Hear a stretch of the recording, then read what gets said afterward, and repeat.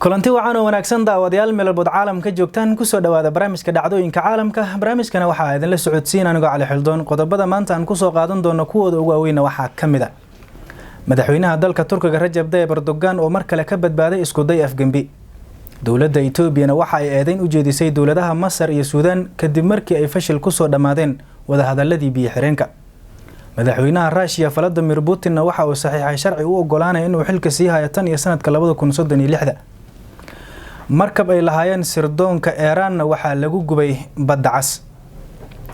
dagaal dad badani ku dhinteen qaar kalena ku dhaawacmeen oo ka dhacay dawlad deegaanka Soomaali galbeed.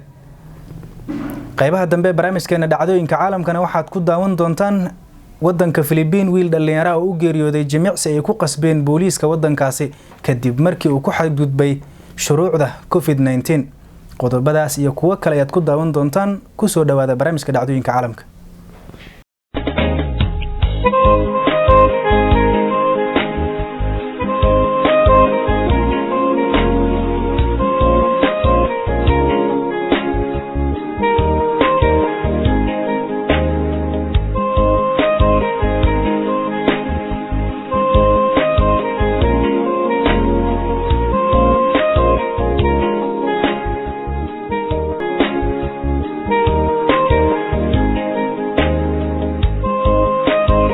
واتاي داوديال ku soo dhawaada mar kale barnaamijkeena dhacdooyinka caalamka. madaxweynaha dalka Turkiga Rajab Tayyip Erdogan ayaa ka badbaaday isku day afgambi waxaana la xiray in ka badan 10 sargaal oo howlgab ah oo saxiixay qorshaha afgambigaasi halka qaar kalena laga baadi goobayo gudaha wadankaasi Turkiga sida dhalashada bisha Ramadaanka oo kale.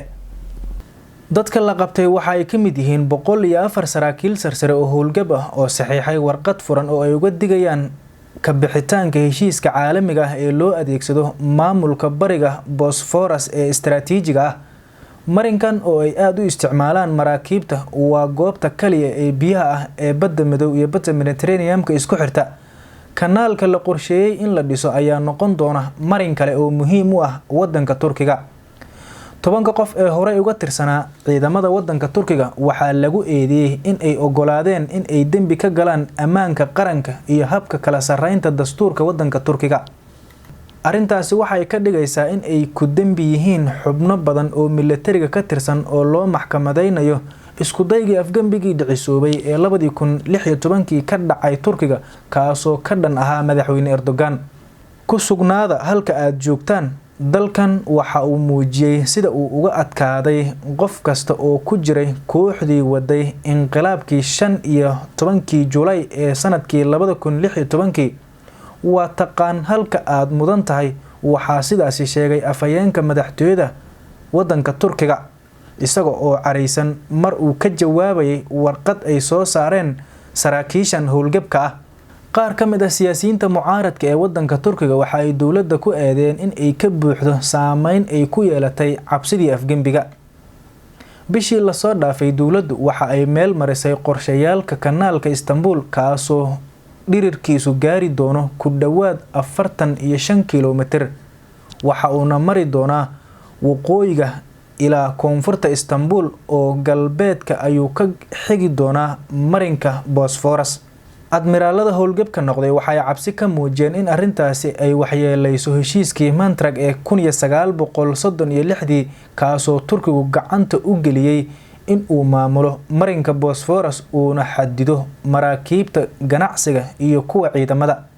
waxay qoreen in wada hadal kasta iyo dhaqdhaqaaq kasta oo heshiiskaasi wada xaajood u furi kara in la iska ilaaliyo iyadoo intaasi ku daray intaasi ay si fiican u ilaalinayso danaha wadanka Turkiga. dhismaha marinkan waa arrin siyaasadeed oo lagu sheegay in Turkigu uu leeyahay xuquuqda badeed ee bariga Mediterranean-ka ee ku xirto biyaha jasiiradda Greega. xiisadaha ayaana sare u kacay sanadkii la soo dhaafay xilli Turkigu uu soo saaray gaas iyo nafto ku jirta aagaasi. jamhuuriyadda cilmaaniga ahayd ee uu aasaasay Mustafa Kemal Atatürk waxa militariga xilligaasi loo arkayay ilaaliyaha amarka cilmaaniyadda. hase yeeshee madaxweyne Erdogan oo hogaamiye xisbiga Islaamiga uu ku qoto dheer yahay ee AKP ayaa yareeyay awoodda militariga waxa uuna buuriyay dhaqamada muxaafidka ah. sanadkii 2011 madaxweyne Rajab Tayyip Erdogan ayaa sheegay in ay gacmaha ay u banaysanayaan kanaalka Istanbul kaasoo noqon doona mid ka mid ah mashaariicda ugu waaweyn qarniga kaasoo qiimo badnaan doona kanaalka Panama iyo Suez. waxa uu sheegay in marinkaasi uu dhulka hoose loogu qodi doono 25 mitir ayna maalintiiba mari doonaan 160 doonyood. marinkan ayaa haddii ay ku guuleysato dowladda Turkiga waxa uga soo xiran doona balaayiin dollar. dowladda Itoobiya ayaa eedayn u jeedisay dowladaha Masar iyo Suudaan kadib markii ay fashil ku soo dhamaadeen wadahadaladii biyo xireenka ku saabsanaa. wadahadaladaasi ayaa waxa ay ka dhaceen wadanka Kongo toddobaadkan, halka sidoo kale Masarna ay digniin horay u soo dirtay ay ku sheegtay in wadahadaladaasi ay ahaayeen fursadii ugu dambeysay. wadahadaladii ugu dambeeyay ayaa lagu guul dareystay iyadoo dhinacyada ay isku jeediyeen eedeymo, waxaana wadahadaladaasi lagu qabtay Jamhuuriyadda Dimuqraadiga Kongo. wasaaradda arrimaha dibadda Itoobiya oo qoraal ay soo dhigtay barteeda Twitter-ka ayaa ay sheegtay in wadahadalada lagu guul dareystay kadib markii Masar iyo Suudaan ay ku dhaga adeegeen qodobadii la isku haystay kuwaas oo ku saabsanaa saamiga biyaha webiga Niilka. Itoobiya waxa ay sheegtay in labada dal ay qaadeen tallaabooyinka ay kaga hortagayaan hanaanka wadahadalada ee lagu xalinayo muranka ee uu hogaaminayo Midowga Afrika. dhanka kale wasiirka arrimaha dibadda Suudaan ayaa sheegtay in Itoobiya ay handadayso dadka uu ka dhaxeeyo qaybsiga biyaha webiga Niilka gaar ahaan shacabka Suudaan. muranku waxa uu dubdhaxaad u ahaa qorshaha lagu buuxinayo biyo xireenka iyadoo Masar iyo Suudaan ayaa waxa ay ka baqayaan in mashruuca Itoobiya u suuro gelin doono in ay maamusho biyaha webiga Niilka. marka la dhameystiro biyo xireenka Itoobiya ay dhisayso waxa uu noqon doonaa barta ugu weyn Afrika ee laga dhaliyo quwadda korontada ee biyaha. 10 sano la soo dhaafay ayuu soo jiitamayay khilaafkan biyo xireenka Itoobiya ay dhisaysa ee u dhaxeeya dowladaha Masaarida, Suudaan iyo Itoobiya. madaxweynaha dalka Russia Vladimir Putin ayaa saxiixay sharci u ogolaanaya in uu xilka sii hayo tan iyo sanadka 2036. madaxweyne Putin ayaana wadankaasi ka arriminaya tan iyo sanadkii 2000 waxaana mucaaradka dhaliilo u adeegsadaa suunta neerfaha dishay ee nuclear-ka. wakaaladda wararka ee rasmiga ah ee dowladda Ruushka ee taas ayaa ku warantay in madaxweyne Vladimir Putin uu saxiixay qaanuun u ogolaanaya in uu xilka sii hayo 2 muddo xileed oo kale oo dheeraad ah. arrintan ayaa waxa ay madaxweynaha u ogolaanaysaa in uu xilka madaxweynimo ee dalkaasi uu sii hayo ilaa laga gaarayo sanadka 2036. qaanuunkan ayaa bishii la soo dhaafay waxa meel mariyay baarlamaanka Jamhuuriyadda Russia iyadoo qaanuunku uu salka ku hayo isbedel lagu sameeyay dastuurka kuwaasoo afti loo qaaday sanadkii la soo dhaafay. Putin oo haatan 68 jir ah ayaa markii ugu horeysay waxa uu xilka madaxtinimo ee dalkaasi qabtay sanadkii 2000. maalmihii uu dhamaanayay dagaalkii qabooba ee u dhaxeeyay Shuuciyadda iyo Galbeedka ayaa ahaa maalmihii uu soo caanbaxay Vladimir Putin. kacaankii 1989 ayaa la wareegay isaga markii lagu shaabadiyay in uu yahay wakiilka Jarmalka. arrintaasi ayaa ku riday meel cidlo ah balse waxa uu ka dhaxlay 2 aragti oo waarta. cabsi laga qabo kacdoon caan ah kadib markii la arkay mudaharaadyo dadweyne oo sababay burburkii darbigii Berlin iyo daahii birta ahaa iyo nacaybkii ku yimid awoodii ka soo baxday Moscow kadib burburkii Midowgii Soviyeeti. kadib markii uu ku soo laabtay magaalada Leningrad ee uu ka soo jeedo waxa uu durba gacan yare u noqday duqa magaalada. dhanka bariga Jarmalka Putin waxa uu qayb ka ahaa shabakada shakhsiyaad lagu yaabo in ay waayaan kaalimadoodii hore laakiin waxa si wanaagsan loogu maleeyay in ay shakhsi ahaan iyo siyaasad ahaanba ku barwaaqeeyeen Ruushka. madaxweyne Putin waxa uu markii dambe u wareegay magaalada Moscow halkaas oo uu shaqo ka helay xukuumaddii markaasi maamuleysay wadanka Ruushka. markaasi iyada ah waxaa dalkaasi xukumayay madaxweynihii cusbaa ee Boris Yeltsin. ganacsato sida Boris Berezovsky ayaa taageerayaal muhiim ah u noqday madaxweyne Yeltsin waxayna noqdeen kuwa saameynta xooggan ku leh aragtida dadweynaha waqtigii ay doorashada madaxtinimo lagu guda jiray. markii la gaaray 1999 madaxweyne Yeltsin waxa uu ra'iisul wasaare u magacaabay Vladimir Putin. dhaqanka madaxweyne Yeltsin ee siyaasadda ayaa isbedel ku yimid waxa uuna ku dhawaaqay in uu si lama filaan ah shaqada isaga casilay 31 December ee 1999. Putin oo ay taageersan yihiin Berezovsky iyo xubno kale oo muhiim ah ayaa si buuxda isugu maleeyay in uu noqdo kusimaha madaxweynaha kahor inta uusan guushii rasmiga ahayd ee doorashadii bishii Maarso ee sanadkii 2000 uusan gelin.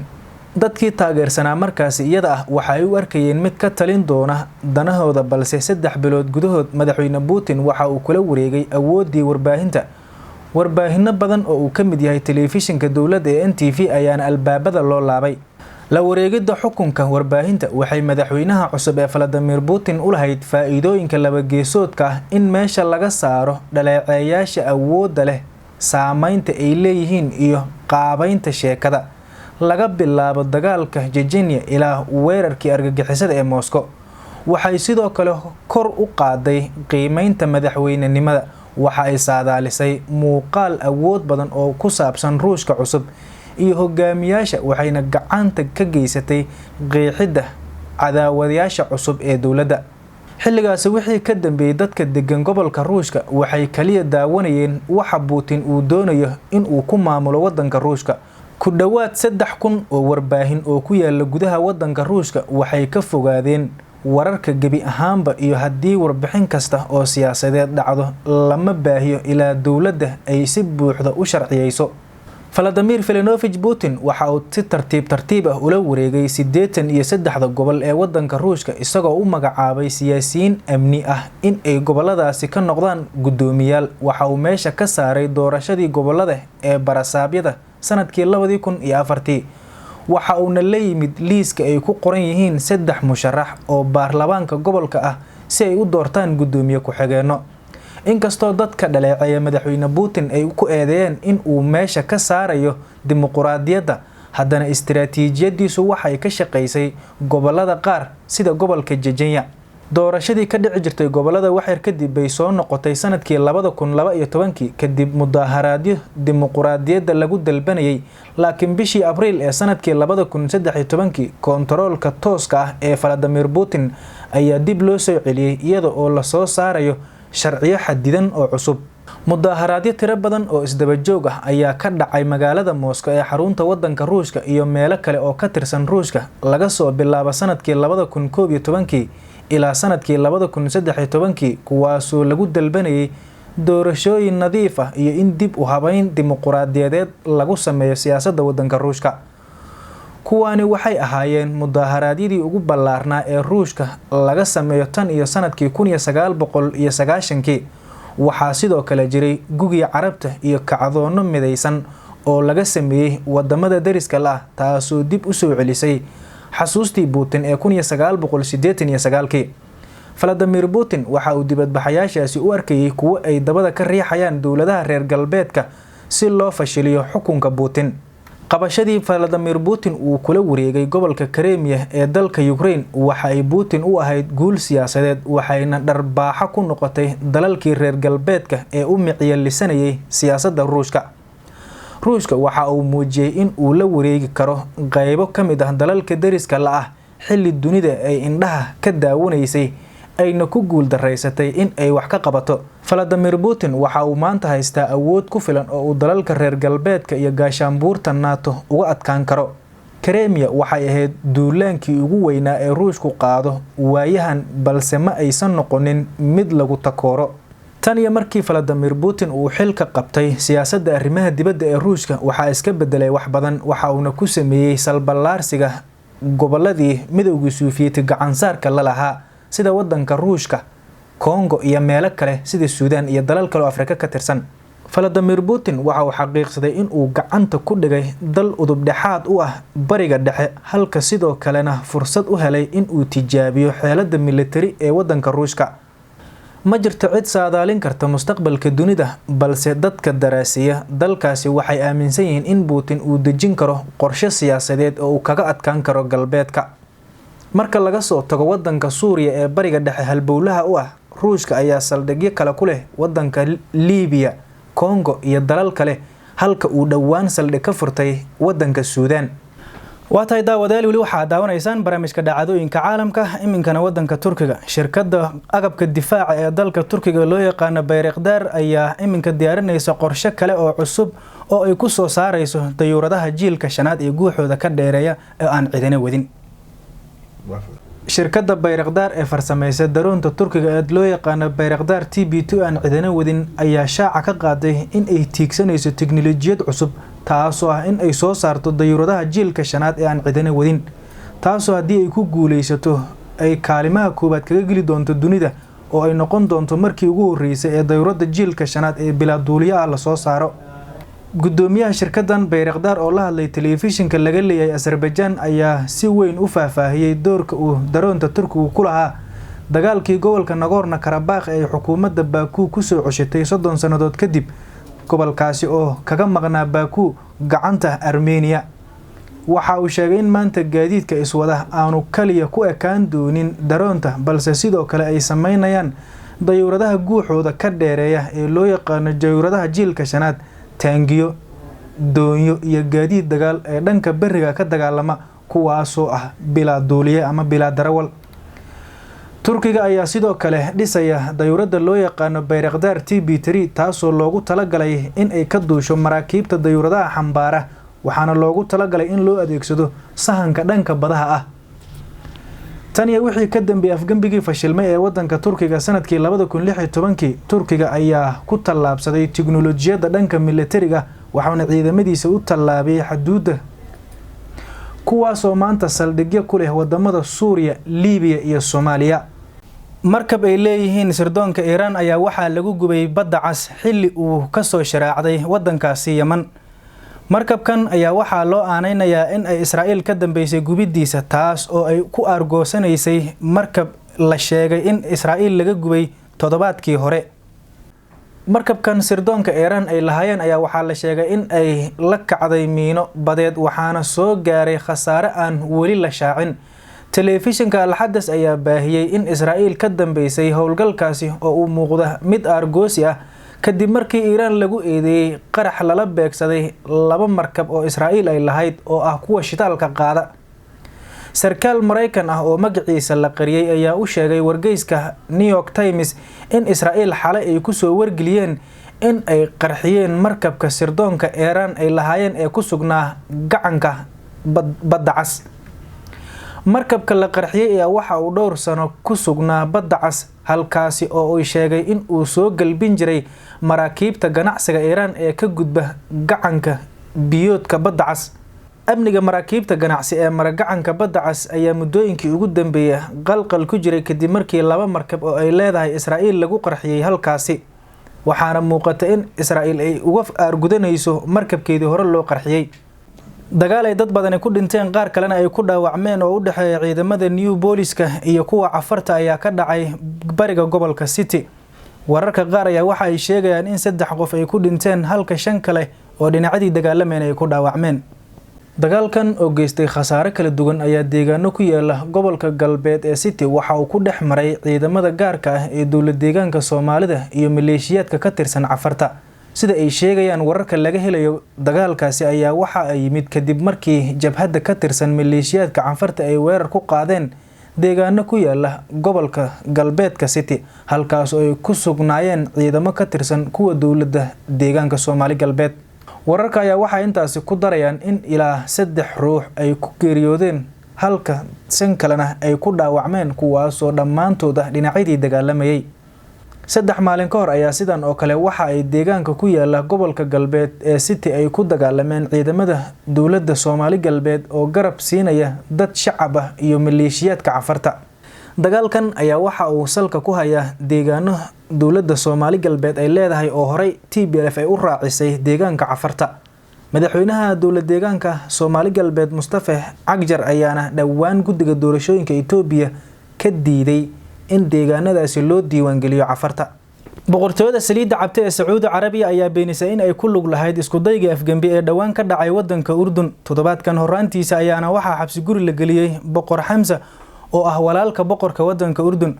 wasiirka arrimaha dibadda Sacuudi Carabiya ayaana safar degdeg ah ku tagay wadankaasi si uu u garab istaago uu ugu muujiyo in Sacuudi Carabiya aysan ku lug lahayn.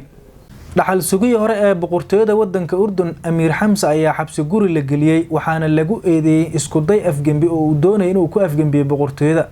arintan ayaa timid kadib markii Hamza uu ka qayb galay kulan ay lahaayeen mid ka mid ah beelaha dega wadankaasi Urdun kaasi oo si cad loogu cambaareeyay dawladda boqor Cabdalla. Amiir Xamse ayaana kadib soo saaray laba muuqaal oo warbaahinta siiyay isaga oo dowladda dalkiisa ku eedeeyay musuqmaasuq iyo waxqabad la'aan baahsan. waxa uu warbixinadaasi ku sheegay in dadka ay ka baqayaan in ay arrintan ka hadlaan iyaga oo ka cabsanaya in laamaha ammaanku ay waxyeeleeyaan. tan iyo wixii ka dambeeyay muuqaalada warbaahinta la wadaagay waxaa la dejiyay xiisadda, balse waxaa soo shaacbaxaya marba marka ka dambeysa warar sheegaya in Sacuudi Carabiya ay ku lug lahayd afgembiga fashilmay ee Urdun. wasiirka arrimaha dibadda boqortooyada Saliidda Cabdi Amiir Faysal bin Farxaan ayaana safar degdeg ah ku tagay boqortooyada Urdun. waxa uu muujiyay in Sacuudi Carabiya ay si buuxda u garab taagan tahay dowladda Boqor Cabdalla.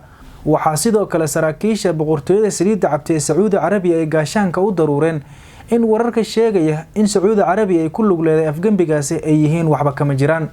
ka sokow shakiga laga qabo boqortooyada Sacuudiga waxaa jira shaki kale oo laga qabo Israa'iil, maadaama boqortooyada Urdun ay dhawaan u diiday hawadeeda dayuurad uu la socday ra'iisul wasaaraha Israa'iil Benjamin Netanyahu, dayuuradaasi oo ku sii jeeday Imaaraadka Carabta. arrintan ayaa waxaa lagu eedeeyay saraakiil kale in ay xiriir la leeyihiin ugu yaraan dalal kale. mid ka mid ah dadka caanka ah ee la xiray ayaa waxaa lagu magacaabaa Bassam oo horey uga tirsanaa qoyska boqortooyada Urdun isla markaana iminka ah la taliyaha dhanka dhaqaalaha ee dhaxal sugaha boqortooyada Sacuudi Carabiya Mohammed bin Salman. Bassam ayaa haysta laba dhalasho oo kala ah Sacuudi Carabiya iyo Urdun. wargeyska Washington Post ayaana qoray in ergada Sacuudi Carabiya uu hogaaminayo wasiirka arrimaha dibadda ay diideen in ay ka tagaan Bassam, balse saraakiisha Sacuudiga ayaa dhankooda warkaasi beeniyay. Bassam waxa uu leeyahay xiriir awood badan oo heer caalami ah, waxay aad isugu dhow yihiin dhaxal sugaha Sacuudiga iyo sidoo kale dhaxal sugaha Imaaraadka Mohammed bin Zayed. waatay daawadayaal gabagabadii barnaamijka dhacdooyinka caalamka ayaan isla soo gaarnay. qodobka ugu dambeeyana haddii aynu eegno wadanka Filibiin, wiil dhalinyaro ayaa u geeriyooday jimicsi 300 oo jeer ah oo ay ku qasbeen booliiska wadanka Filibiin. wiilkaasi ayaa geeriyooday maalin kadib isaga oo ay neeftu ku dhagan tahay sida ay sheegtay haweeneyda u dhaxda wiilkaasi. Master Darren Benedetto ayaa la sheegay in ay askartu joojiyeen isaga oo biyo iibsanayay meel ka mid ah gobolka Kafaite ee dalkaasi, waxaana la sheegay in uu sooxay markii hore maalintii xigtayna uu geeriyooday. gobolka Kafaite oo ku yaala jasiiradda ayaa hadda ku jira xayiraad adag si looga hortago xanuunka faafa ee COVID-19. Marlo Solero oo ka mid ah taliyaasha ciidamada ayaa sheegay in aysan jirin ciqaab jireed loo geystay dadka lagu helo in ay jebiyeen sharciyada bandowga ah, balse waxa uu intaasi ku daray in haddii lagu helo saraakiisha in ay sameeyeen ciqaabtaasi aan loo dulqaadan doonin.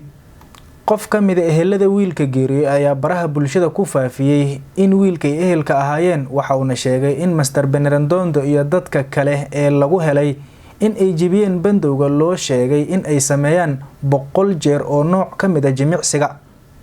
haddii ay ku guul dareystaan in ay sameeyaan isla waqtigaasi waa in ay ku celiyaan ciqaabta boolisku amreen, ayaa uu yiri qofka ay ehelka yihiin ninka dhintay. shakhsiyaadka lagu eedeeyay jebinta sharciga bandowga waxa ay dhameeyeen 300 oo jeer oo jimicsi ah, marna ay fariisanayeen marna ay istaagayeen.